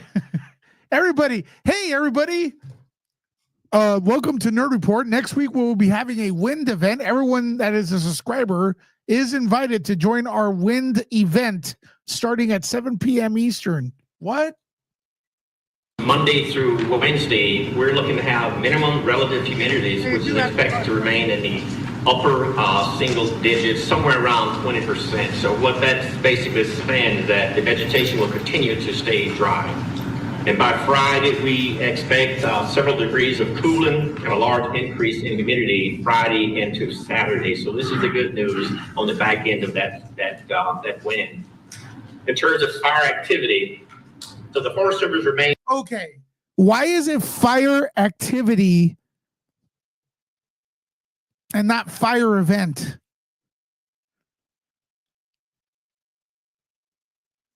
What did they call it before? I'm so confused. End of that wind. In terms of fire activity, so the Forest Service remains in unified command on the Eaton fire. The Lydia fire is no longer. Sean, please refrain from caps unless you're visually impaired. Okay? Active, and the Hearst fire is no longer in unified command as threats are minimal on those two fires. Now, regarding the Eaton's fire, it's holding at about 14,000 acres. You did say that once, Sean, I think. Okay, so leave Sean mods because he's visually impaired. Sorry about that. Containment has grown yesterday at 27% to 33% today, and there's no new growth, which is the good news. However, firefighters are reinforcing that perimeter, and we'll have to hold that under these challenging conditions through Wednesday. We're looking at nearly 40,000 structures remain threatened, and earlier Hope Simpson is reporting a number of structures have been destroyed. And we are in the process of doing damage assessments by ground truthing to see what we think that we're seeing from the air. There's some people that need to do caps. Sorry about that, Shelley. There's 8 confirmed civilian fatalities as a result of this fire, and as of yesterday, there were 50 crews, 375 engines, 16 helicopters, and over 3,400 personnel that was assigned to this fire. Notice it's the language. It's winds event, fire activity.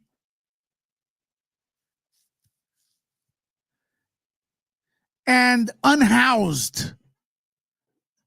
And they're all out of control. Everything's out of control, but they switch the language. They have like this weird lingo for it. The Hearst fire is 95% contained, spread is minimal, and it has calmed down, and the repopulation started yesterday. We still have about 100 firefighters out there doing what we call mop-up Sean, go ahead, do what you do. duties. That's where they're seeing smoke to put the fire completely out. So we'll continue to patrol the area and do mop-up activities.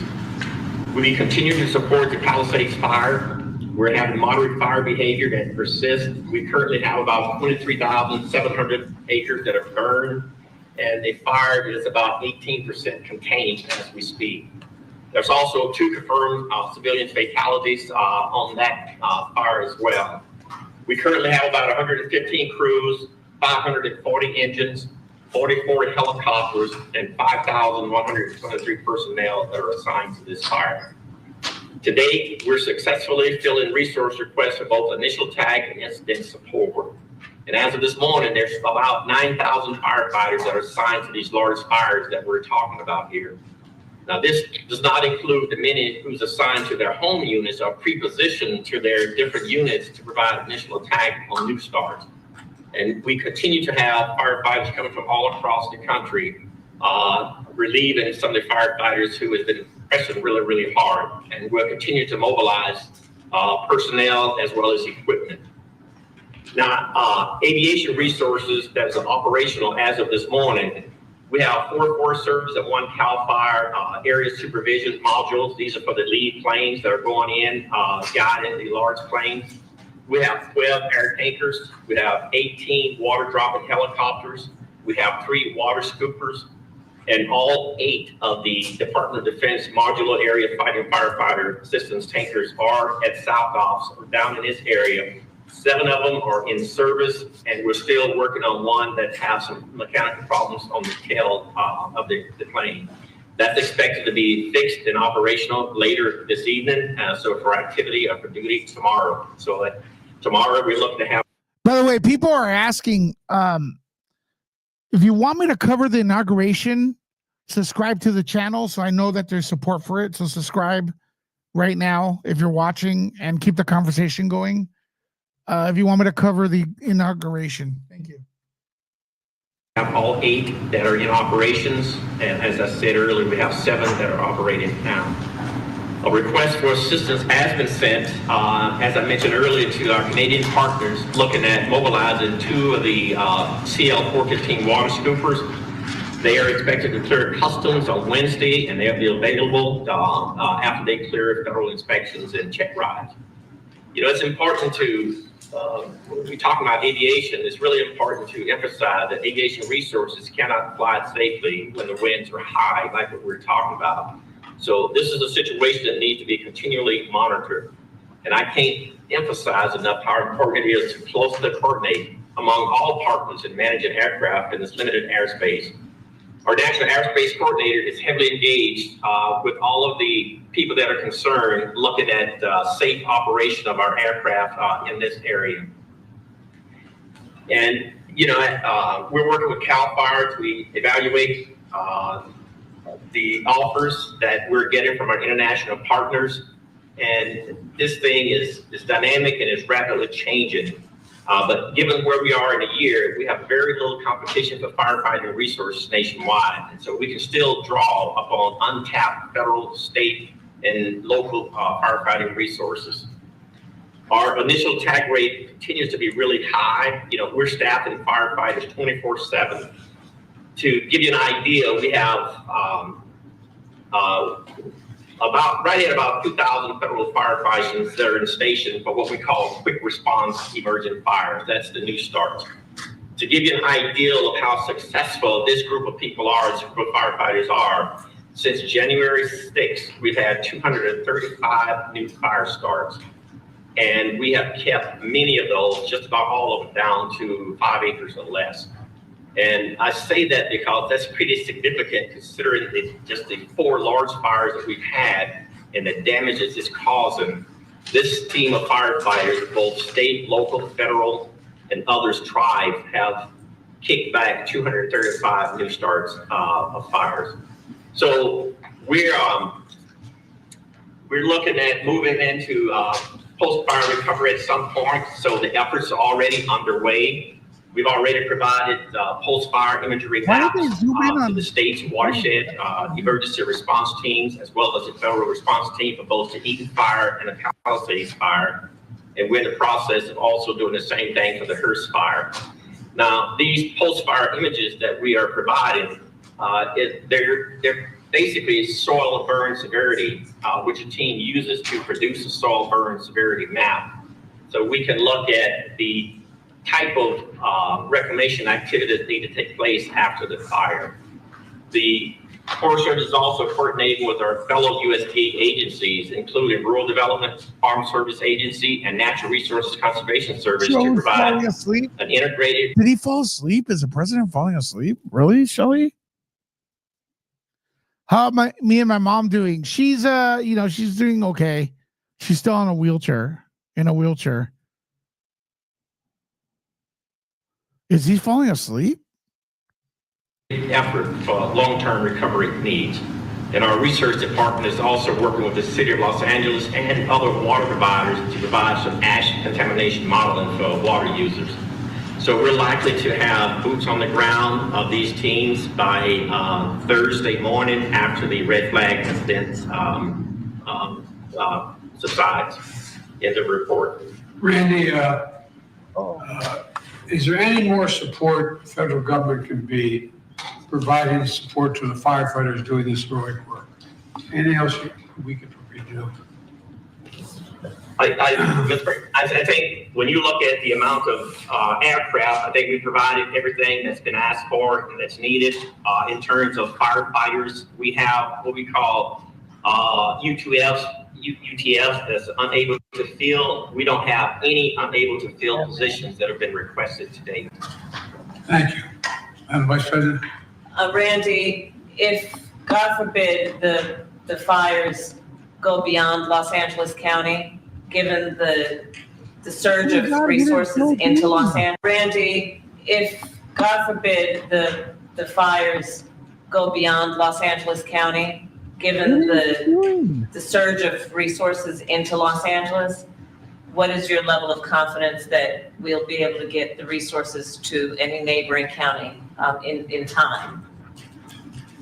I'm confident that we'll be able to get the resources. We have access right now to about 15,000 firefighters that are not currently being used, that's not needed. So if things got out of hand, and let's just say that the wind conditions blew the fires back out into the wildland, we do have firefighters pre-positioned in a lot of different areas to look at that initial attack. And I mentioned the 235 fires now that these same groups of people have been able to bat down to about 5 or 6 major fires. Can I ask one more question, Randy? Are you hearing any misinformation that's going out? False assertions that are being made about. Oh, you mean stuff that makes the administration look bad? Got it. False information is code word for things we don't like people to talk about. Let me guess. They're going to mention the firefighters going to California and not being allowed to go in there. Watch. Are you hearing any misinformation that's going out? False assertions that are being made about the state of the effort to fight the fire? Well, I mean, there's always rumors with large fires like this, Mr. President, and one of the things that everybody wants to know is how these fires start. And until the team of investigators conclude their investigations, we don't really know.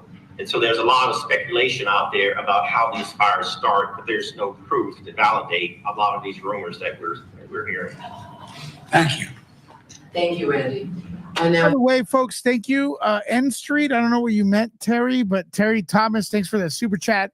Folks, I see a lot of people right now, my stats showing that about only 30% of you watching right now are subscribed. Do me a solid. Make sure that you are subscribed. Support independent content creators. But what's up, Jennifer? Jennifer, I thanked you for that Cash App you gave me a couple days ago. Sorry I couldn't do it I didn't see it earlier, but thank you. Hearts for Jennifer. Jennifer in the house. So if you're not subscribed, do so right now. Hopefully I've earned your subscription. Wins are supposed to pick up very soon. So tonight I may be back on. I'm going to be back on probably tonight talking about the new fires. Unfortunately, I heard it's an 80% chance that they're coming back tonight. So I hope not. New fires, 80% chance, winds coming back. Hopefully they don't. Right now it looks pretty nice outside, but the weather's the weather. They know, they have the equipment to know what's going on. So there's probably going to be an update. Another one today, folks. I'm working my ass off. We could get to 72,000 subscribers right now if you all subscribe to this channel. Okay. To Administrator Criswell from FEMA. All right, thank you, Liz. Mr. President, Madam Vice President, at your direction, I was on the ground there on Thursday and Friday. I had an opportunity to meet with. And also, Emily says, is a member for 13 months. Keep the prayers flowing for Los Angeles. There you go. Thank you so much for that. Thank you so much for that. Also, if you subscribed like Morgan, introduce yourself to the community. We have videos all the time. Introduce yourself, Morgan, and everyone else, so we could welcome you. Right, Gene Rick? Thank you. Incident commanders at both the Palisades fire as well as the Eaton fire. And again, I think you see the images on television, but it just doesn't compare to what you see in person, right? And you see the devastation. I mean, you talk to the family members and you talk to the community members, and they talk so much about how proud they are of their community. And I think one of the things we've talked about a lot is that they say the community is gone, but the community is there. The community spirit will continue to exist. And we had that long conversation with the Pasadena mayor when I was there, and it was, really telling on how proud they are of these communities. And so that's why, as Randy and his teams are continuing to try to put out these fires, FEMA's programs are in place to help support all of these families that have been impacted. I think right now we have about 8 shelters that are still open. The shelter numbers have been remaining at about 700 to 800, day over day, which means there's a lot of people that are staying with family and friends, or they're staying in hotel rooms. And so that's one of the things we can cover. It's one of the programs through the major disaster declaration is we can reimburse these families for the hotel costs that they're experiencing now, in addition to giving them that serious needs assistance of $770 for clothes. They just need to buy clothes. They're left with nothing.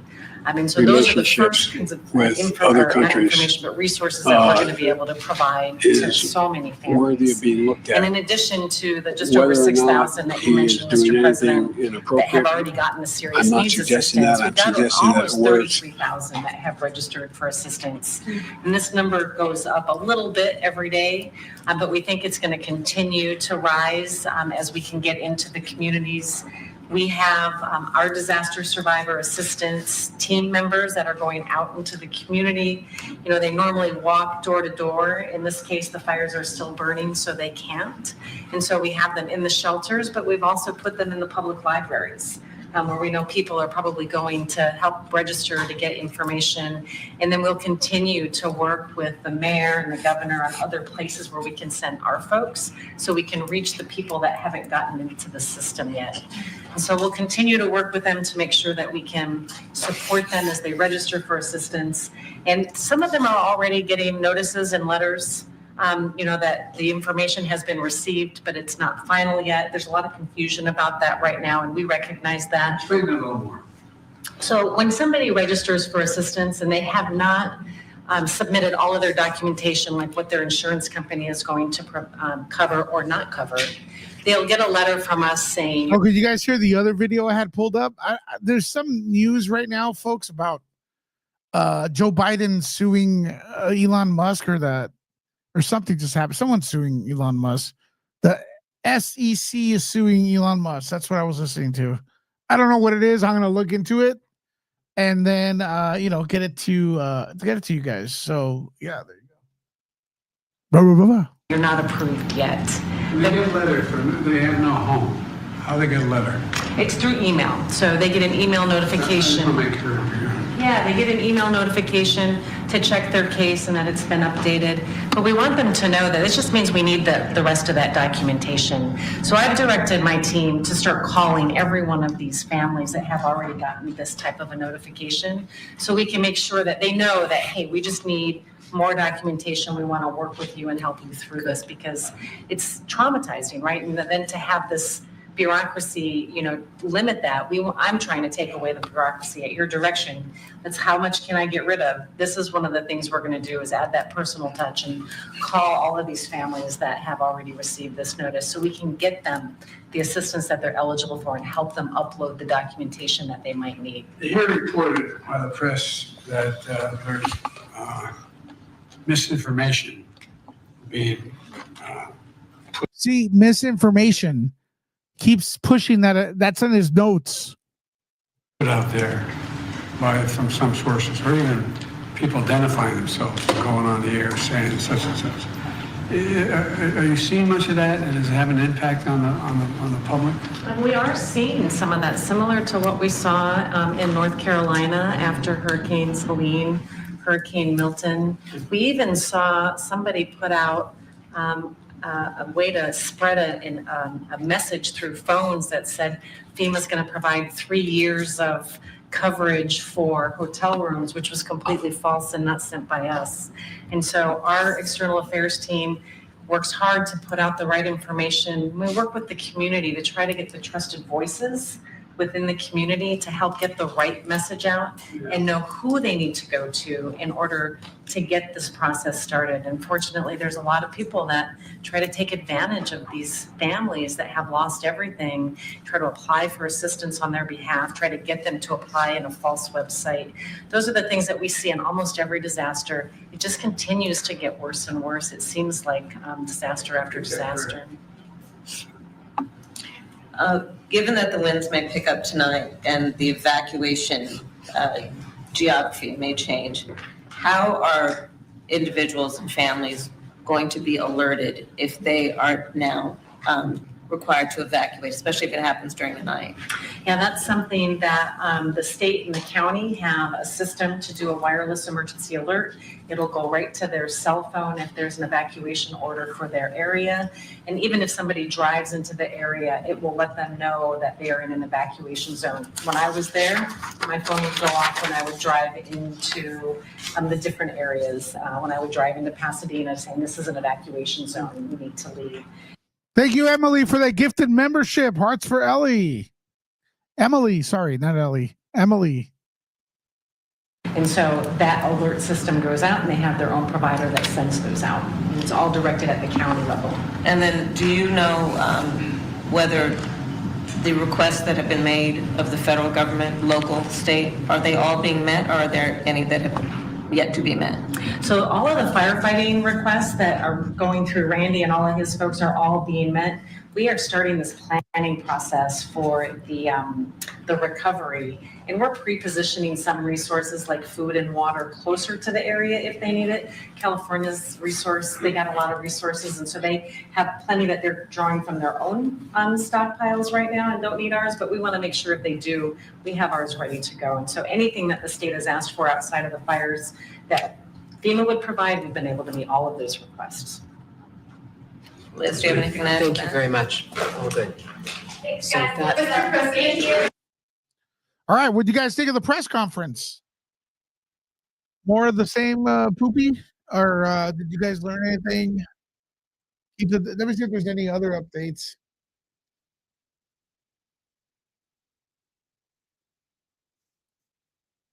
So we had the arrest, people that were arrested for violating the curfew. This is a combination of curfew. Los Angeles wildfires, California firebug arrest caught on video as police warn of arson. There you go. The arson. Never underestimate evil, folks. This guy was caught on video trying to start up more fires. What a piece of garbage, right? Piece of garbage, human being right there. And then we have here pictured are 16 individuals arrested in Santa Monica for violating emergency orders. None of them are from the area. So he just came in the Santa Monica area, kind of sus. According to the Santa Monica police, 6 were found in possession of burglary tools, according to the Santa Monica Police Department, while others were charged with violating violations ranging from drug possession to parole violations. 2 were in possessions of stolen handguns. That's right. If people want to get guns, they do, man. Stolen handguns. There you go. Wall of shame. Wall of shame right there. The usual suspects. Wall of shame, folks. Now I'm going to turn the conversation to you. Any questions, folks? Anything you want to talk about for the next minute? I'm going to take a break, and then I'm going to probably have to go on again because the shit's probably going to hit the fan. Echo Fox is in the house. What's up, man? Zombies in at 5. Zombies at 5. Any questions? Why was Prince Harry and Meghan Markle allowed to walk around private property on Palace? I don't know. Because they're famous? Pretty dumb if you ask me. But so are the other people, right? So are the people that own property in that area. Also, this is a very good time to subscribe and introduce yourself in the comments. Almost 72,000 subscribers. What are you waiting for, folks?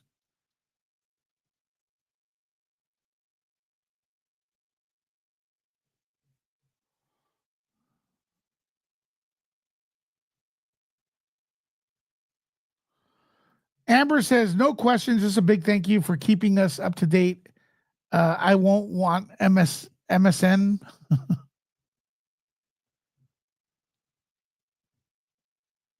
They believe they're better than us. Yeah, subscribe. It's free. 8me27. Thank you for subscribing. Who is on our Rumble? Nerd Report on Rumble. Who's on there right now? Who is on our Rumble? Let me see. Do we have Rumble right here?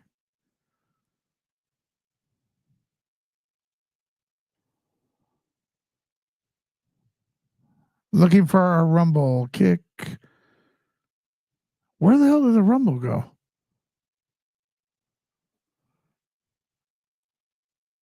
I lost the Rumble. Let me get it right here. All right, we got a lot of subs from Rumble. I mean, a lot of subscribers from here have gone to Rumble as well. I'm dropping the link in the comments. In case we ever get silenced, you could sub to our Rumble right there in the comments. If ever we get silenced here, click that link.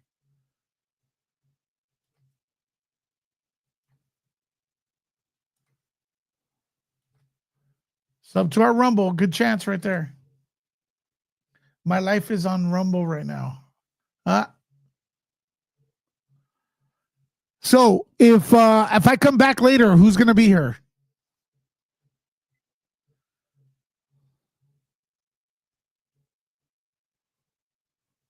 You found me on Rumble. All right. So you came from Rumble.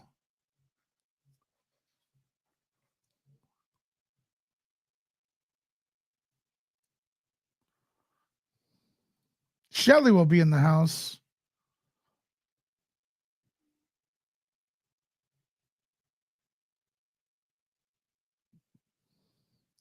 I'm going to do you want me to look outside right now and see how the weather is?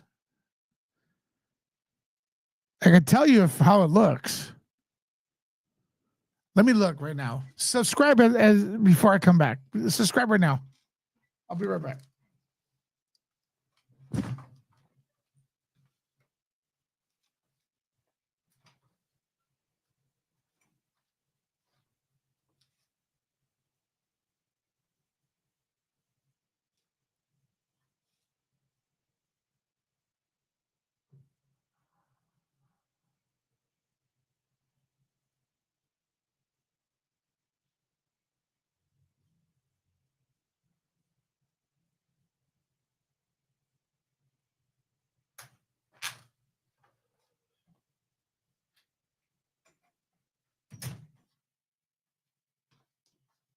Okay.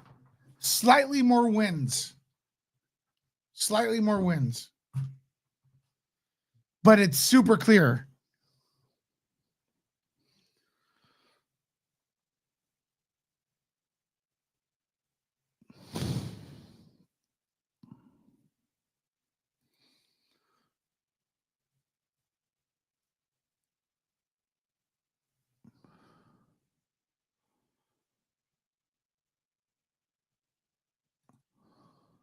What's the same lies and bullcrap with the?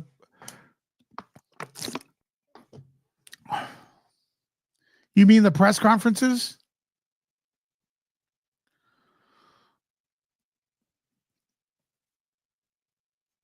Lies and bullcrap with the press conferences?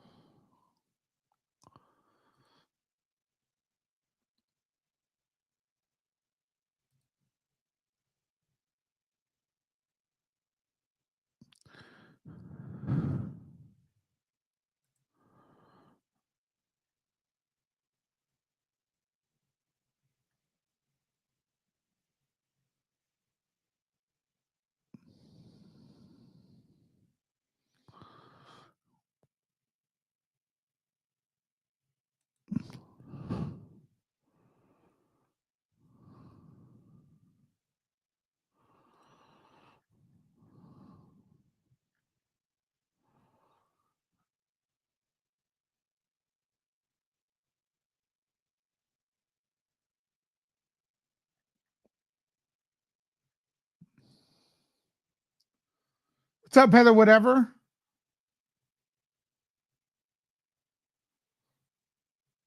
It's very quiet. It's the quiet. It's the calm before the storm, man. It seems like. I hope that's not the way the story plays out, but it does seem like that.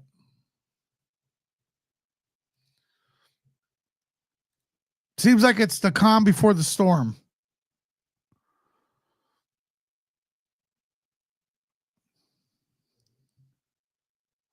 What's up, Jalissa? Oh, I got more people subscribing to Rumble. Thank you so much. A lot more people coming to Rumble.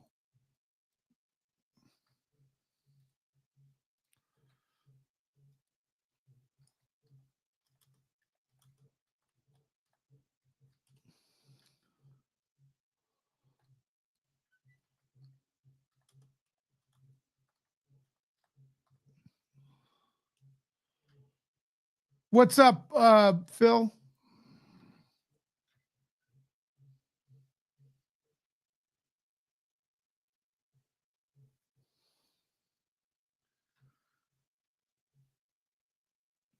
We're in an environment where we're doomed if I guess we have to admit we are in an environment where we're doomed if you do and damned if you don't. Damned if you do, damned if you don't. Yep.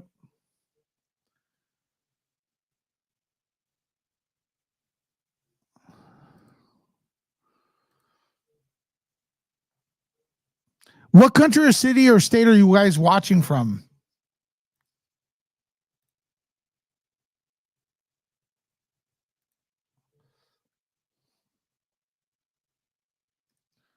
They cut funding from firefighters, drain the reservoirs. Yes, it's deliberate.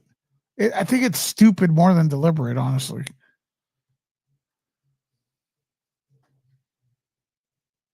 Las Vegas, Nevada in the house. West Coast.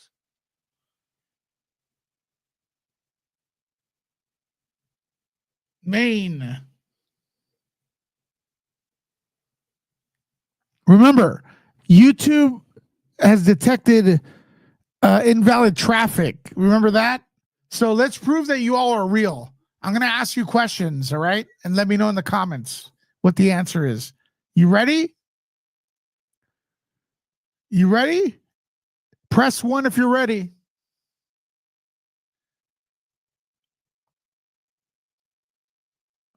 Xbox or PlayStation, pick one. Superman or Batman, pick one. California, New York, or Florida, pick one. Gavin Newsom or DeSantis, pick one. Trump or Biden, pick one. Trump or Harris, pick one.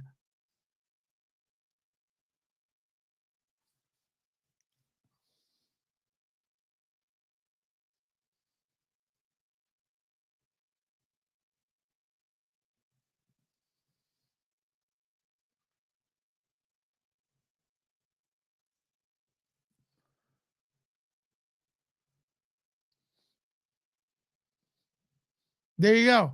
Fake people can't do that. You know what I mean? See the way the chat went nuts? Red or blue, pick one. Purple or yellow, pick one. Spider-Man or Captain America, pick one. Marvel or DC, pick one.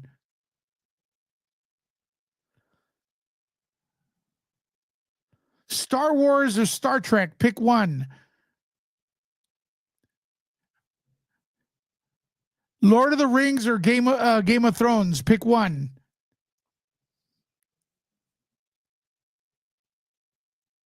Mac or PC, pick one.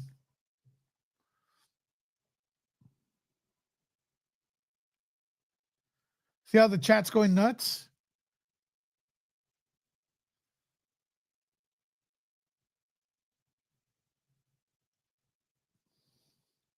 Samsung or iPhone?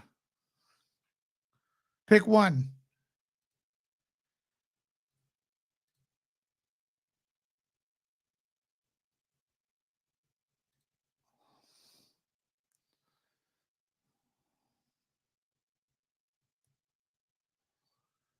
Ben Affleck or Christian Bale as Batman?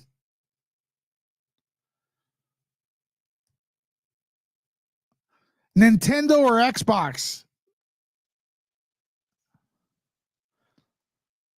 Disney or Universal Studios?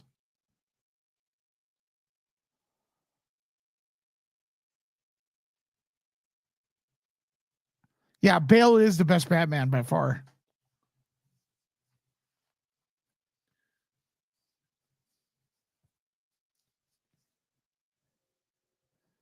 Steven Spielberg or George Lucas?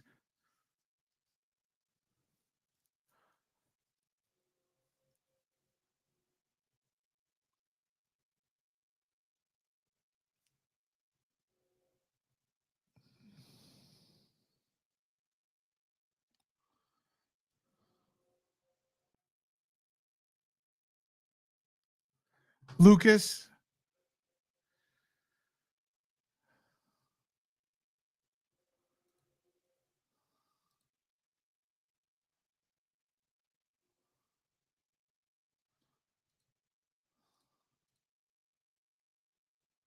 It's weird. At this point, I like Christopher Nolan more than all of them. Damn, you guys went crazy on those. Speed round.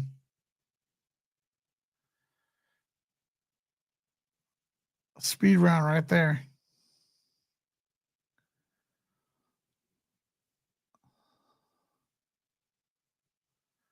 All right. I'm going to take a break, folks. Thanks for all the support. Thanks for all the support. Keep the conversation going. Let's get some more likes right now. Let's get some more likes before I go. And I'll be back. Simple as that. All right. Love you all. Nerd out.